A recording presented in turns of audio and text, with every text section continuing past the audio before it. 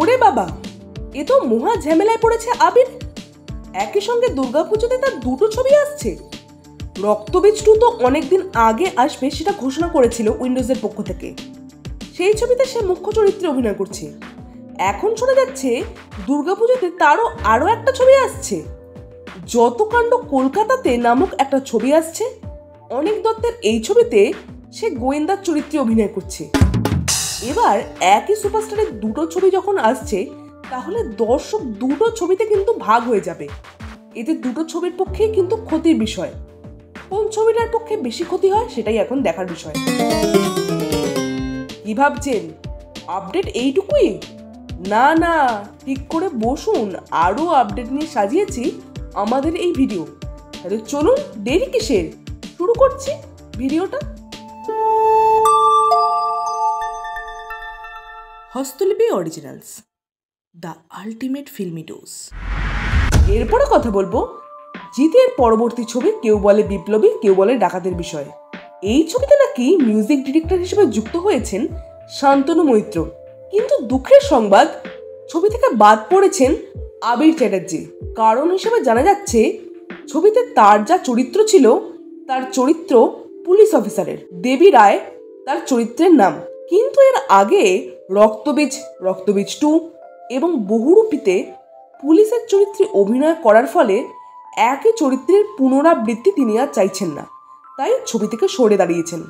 তাই এই চরিত্রে পরে কে যুক্ত হয় সেটাই এখন দেখার বিষয়। এরপরে কথা বলবো বহুরূপ ছবির নতুন মোশন পোস্টারের বিষয়ে। এই পোস্টারে সোহম আর ইধিকাকে দেখা যাচ্ছে। তাদের এক্সপ্রেশন থেকে লুক সবকিছুই সুন্দর লাগছে। এই ছবিটা সোহমের জীবনের টার্নিং পয়েন্ট হতে পারে। এই অ্যাকশন থ্রিলার ছবিতে সোহম ইধিকাকে দেখা যাবে অন্য রূপে। এখন দেখার বিষয় ছবিটা কবে মুক্তি পায়। এরপরে কথা বলবো সত্যম আর সুরঙ্গনার নতুন ছবির বিষয়ে। শোনা যাচ্ছে ডিরেক্টর রোহনের সঙ্গে বল্লভপুরের রূপকথার পর তারা আরও একটা নতুন ছবিতে যুক্ত হয়েছেন। ছবির নাম শেষ বেলায়। এরপরে কথা বলবো ডিরেক্টর প্রতিম ডি গুপ্তের নতুন ওয়েব সিরিজের বিষয়ে। এই ওয়েব সিরিজ আসতে চলেছে হইচইতে। এই সিরিজে দেখা যাবে সোহিনী সরকারকে এবং রীতাভরি চক্রবর্তীকে। তার সাথে গুরুত্বপূর্ণ চরিত্রে দেখা যাবে টোটা রায়চৌধুরীকে। টলিউড নতুন জুটি পাচ্ছে। লর্ড বনের সঙ্গে যুক্ত হয়েছে দর্শনা বণিক। এই ছবির নাম care of a journey. Rappa Roy and fullstop.com নামের একটা ছবি আসছে। এই ছবিতে অভিনয় করছেন সৌরভ দাস, সব্যসাচী চৌধুরী, দেবাশিস মণ্ডল এবং প্রতীক ব্যানার্জি। এই ছবিটা 2025 নভেম্বরে মুক্তি পেতে পারে। এরপরে রক্তবীজ 2 এর বিষয়ে আলোচনা করব। এই ছবিতে নতুনভাবে যুক্ত হয়েছেন অভিনেতা শন।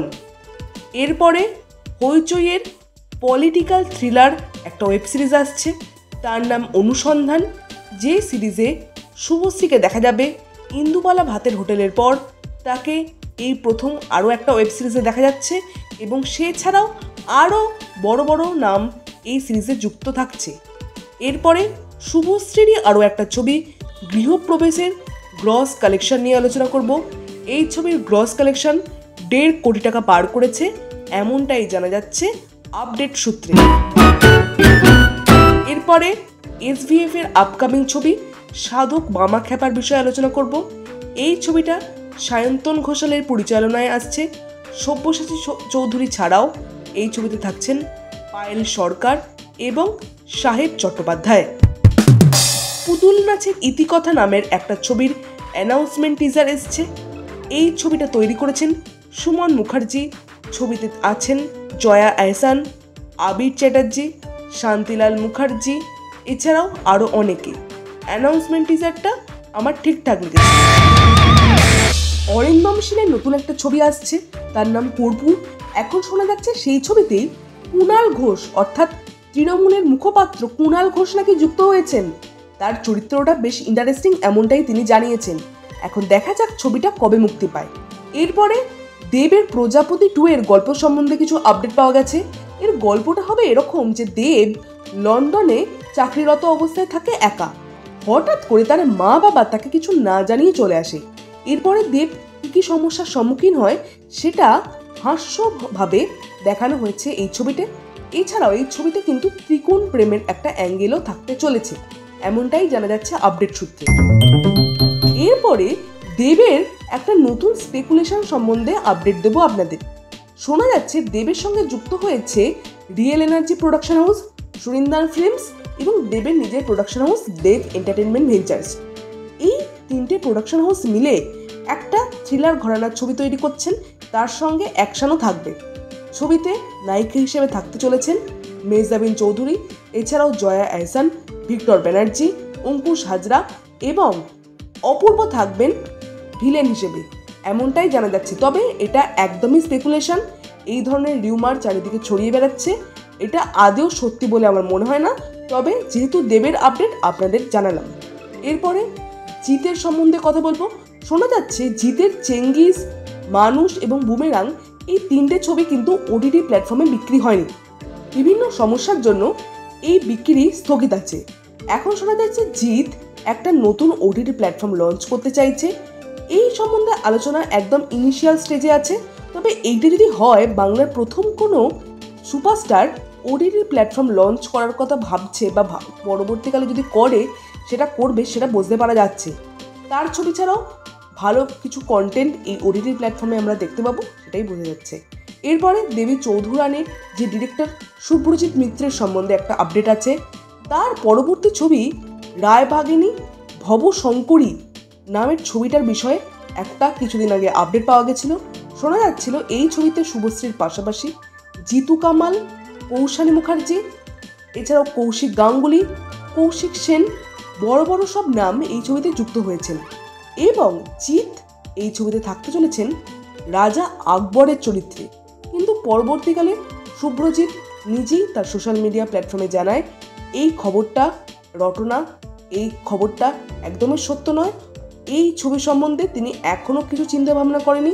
তার এখন ফোকাস দেবী চৌধুরানীর বিষয়ে, এখন তিনি সেই বিষয়ে মন দিতে চান।